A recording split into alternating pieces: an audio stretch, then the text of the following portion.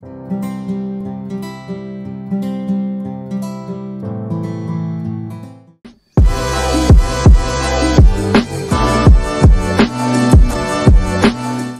Jatim ungkap kasus penjualan hewan dilindungi.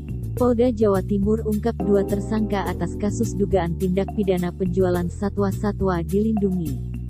Baik satwa tersebut dijual dalam keadaan hidup atau mati dan mengamankan sejumlah barang bukti beberapa satwa, Rabu, tanggal 13 Oktober tahun 2021. Aksi penjualan satwa-satwa dilindungi itu terpantau oleh petugas unit 1 Subdit 4 Tipidar Ditreskrimsus Polda Jatim. Kejadian penjualan satwa-satwa dilindungi itu terjadi pada Selasa, tanggal 5 Oktober tahun 2021 di 2 lokasi yang berbeda.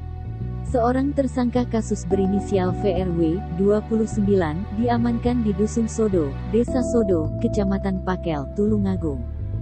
Dan seorang lagi yang berinisial SFS, 25, diamankan di Dusun Kerajaan, Kelurahan Gelagahwero, Kecamatan Kalisat, Jember. Keduanya melakukan transaksi dengan cara melakukan penawaran di media sosial dengan memberi tema hewan langka.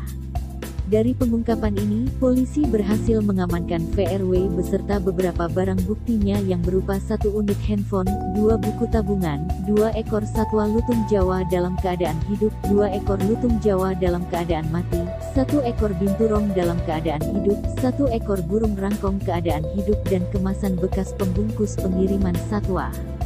Sedangkan dari tangan tersangka SFS, polisi mengamankan barang bukti antara lain 2 unit handphone, 2 tabungan, 6 ekor burung rangkok anakan, 1 ekor binturong, 1 ekor landak, 1 ekor musang rase, 3 kurungan besi dan 4 keranjang buah plastik.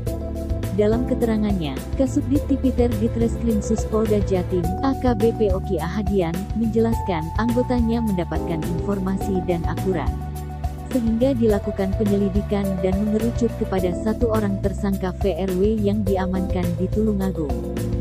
Setelah mendapatkan bukti, mengarah kemudian ke 1 tersangka lain yang ada di wilayah Jember yang tak lain adalah SFS. Kedua tersangka diamankan karena melanggar dasar hukum mengenai memperniagakan satwa dilindungi dalam keadaan hidup dan mati, ungkap AKBP Oki Ahadian. Atas dugaan kasus itu, kedua tersangka akan dikenakan pasal 40 ayat 2. Jo pasal 21 ayat 2, huruf A, B, dan D Undang-Undang Nomor 5 Tahun 1990 tentang konservasi sumber daya alam hayati dan ekosistemnya.